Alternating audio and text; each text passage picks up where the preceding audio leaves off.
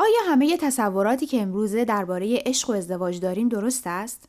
نورا موزون، مشاور خانواده و استاد دانشگاه، با بررسی 5 توهم درباره عشق و ازدواج که در بیشتر جوامع امروزی رایج است، به ما روش‌هایی برای ساختن روابطی روحانی و ماندگار توصیه می‌کند. از شما دعوت می‌کنیم به قسمت اول این سخنرانی که از وبسایت bahai-teachings.org گرفته شده توجه کنید.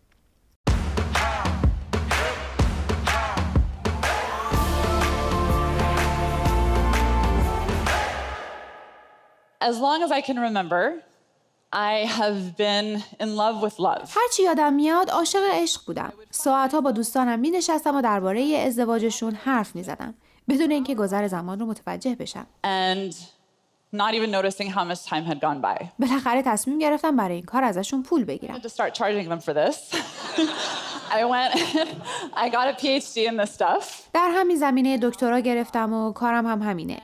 امروز میخوام درباره چند توهم در دنیای رابطه و ازدواج صحبت کنم. In the world of dating and marriage. So, بعضی از حرفام شاید خیلی متعارف نباشه. too bad. خب نباشه. Hopefully it'll resonate with اما امیدوارم که برای بعضی از شما جالب باشه و منشأ تغییری بشه. necessary. Myth number 1. توهم اول، Love at first sight. عشق در نگاه اول.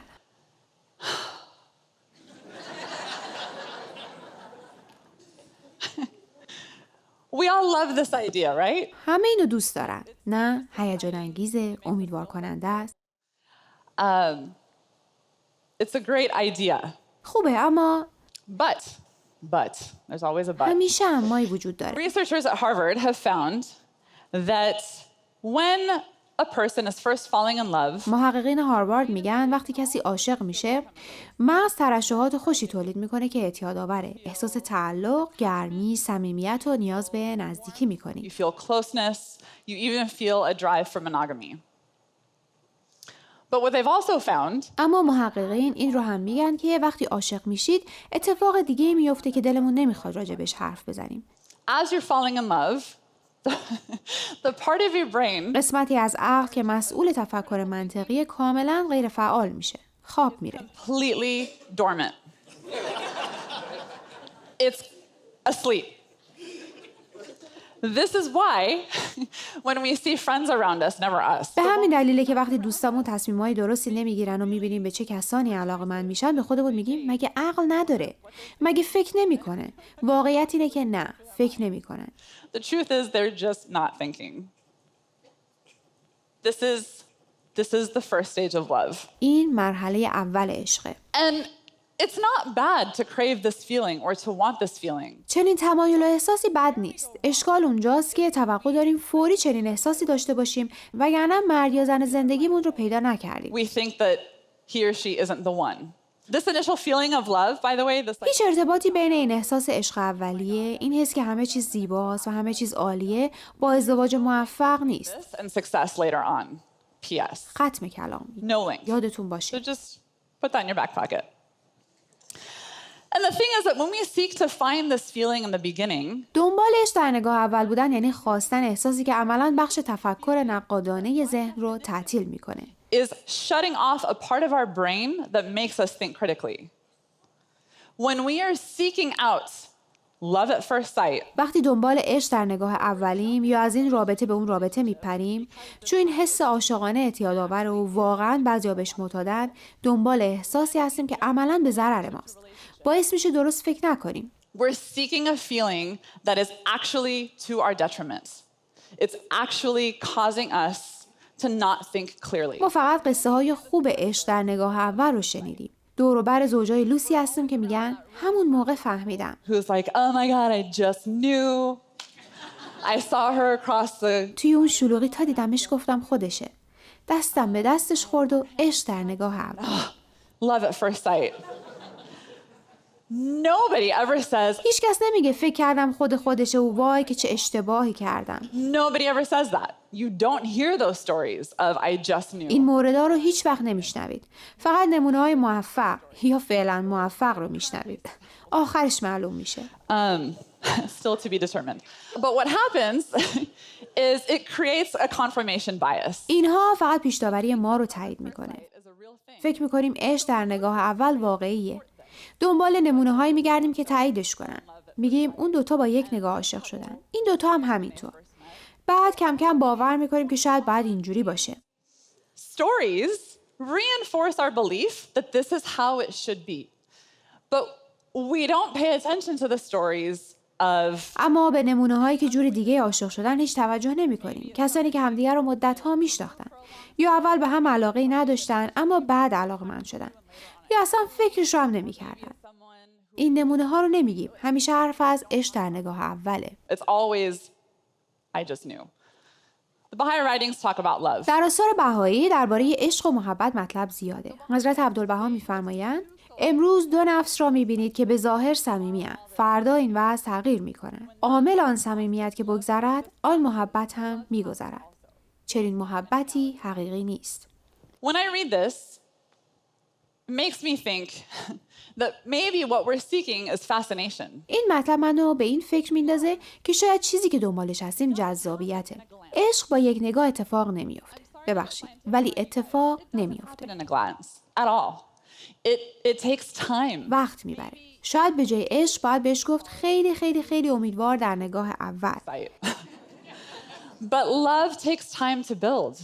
It takes ساختن عشق وقت میبره. لازمش شناختن طرف مقابله. just effort. تلاشه. It takes a lot. خیلی چیزا. It takes vulnerability. نشون دادن عواطفه. Big time, big one. اونم زیاد. Big. پس اون چیزی که در نگاه اول رخ میده عشق نیست. جذابیته. شاید خوش شانس باشید و در آخر انتخاب درستی در بیاد. اما مهمه که بدونید بیشتر اوقات اینطور نمیشه. And it's important to pay attention to that too. Second myth. توهم دوم. The more experience you have before marriage, the better. هرچه قبل از ازدواج با آدمای بیشتری آشنا بشید بهتره. بیشتر میفهمید چی میخواید. You want.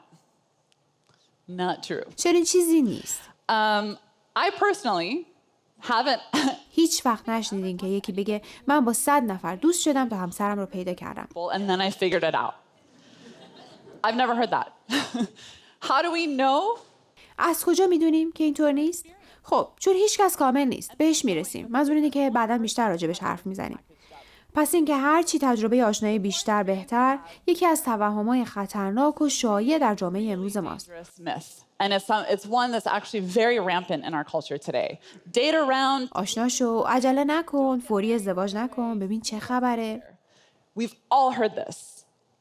I'm not saying that you should. نمیگم با نفر اولی که دیدید ازدواج کنید، اما این استدلال که باید با خیلی آشنا بشید تا بفهمید کی به دردتون میخوره مغلط هست. What works for you is a fallacy. Our culture teaches us that the more options we have, the better. فرهنگمون یاد داده که هر چقدر انتخاب‌های بیشتری داشته باشیم بهتره. به همین دلیله که وبسایت‌های همسریابی که دیگه تعدادشون از دستم در رفته اینقدر طرفدار داره. That's why these things are so popular. Because if you find someone who's maybe a couple inches too short, برای اینکه اگه کسی رو پیدا کنید که یکم کوتاه یا چاق باشه یا طرفدار تیم رقیب باشه یا یه خال داشته باشه، کافیه یک کلیک به چپ یا راست بکنید تا 200-300 تا آدم دیگر رو پیدا کنید که فکر کنید به شما بیشتر میخورن. there's 200-300 other people right behind that will fit you better, or so you think. Psychologist Dr. Schwartz did his research on the paradox of choice. تحقیقات روانشناسی به نام دکتر شوارتز روی پارادوکس انتخاب نشون میده که بیشتر بهتر نیست. جامعه هایی که مردم فراوانی انتخاب و گزینه دارن، حالا سس سالاد باشه، Whether it's salad dressing or جین یا ژله، or jello. The cultures that have the most options این جامعه ها بیشترین افسرده ها و کمترین سطح رضایت از زندگی و کیفیت زندگی رو دارن. and report the lowest satisfaction of their life. و جوامعی که انتخاب های کمتری دارن، مردم شادتر و رضایتمندتری دارن. بنابراین بیشتر بهتر نیست. Have the happiest people, the most content people. So more is not better. بنابر تحقیقات شوارتز، انتخاب به 3 نتیجه خطرناک منجر میشه. اول، انتخاب زیاد فلج کننده است. وقتی چیزای زیادی برای انتخاب داشته باشید، اصلا نمیتونید انتخاب کنید. Can't choose anymore. Number 2, even if you're able to overcome دوم، حتی اگر هم بتونید انتخاب کنید، رضایتتون کمتر از وقتی که انتخاب‌های کمتری داشته باشید. دائم به خودتون میگید I woulda, coulda, shoulda. شاید، باید، کاش، خوب انتخاب نکردم. Should have swiped the other way. Third outcome سومین نتیجه انتخاب زیاد بالا رفتن توقعاته. هر چقدر انتخاب‌های بیشتری داشته باشید، انتظارتون از کسی که بالاخره انتخابش می‌کنید بیشتر میشه. that you finally pick. So I was talking with a friend of mine. دوستی میگفت مثل تفاوت این ان اوت و چیز فکتوری میمونه. It's like going to In-N-Out versus Cheesecake Factory.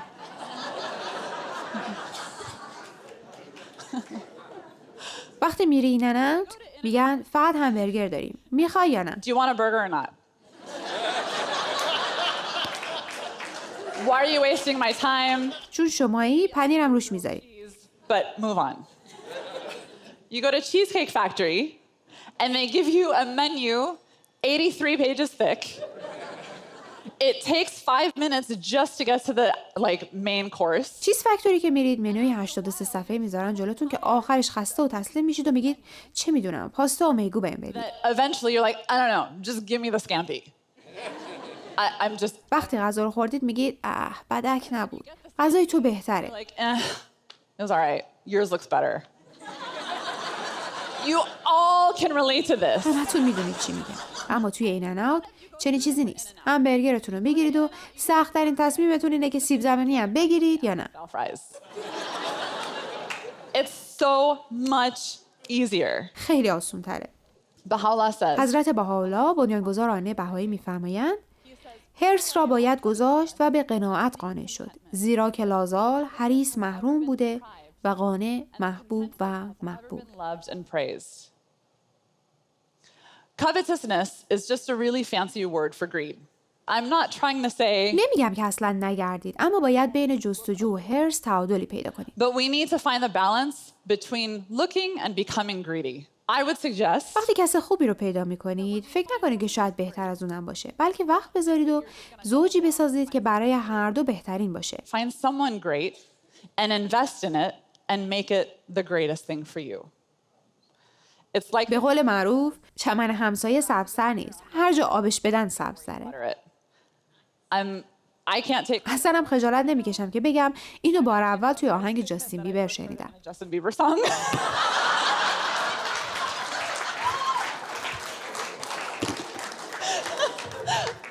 باور کنید این یه ضرب المثله. It up.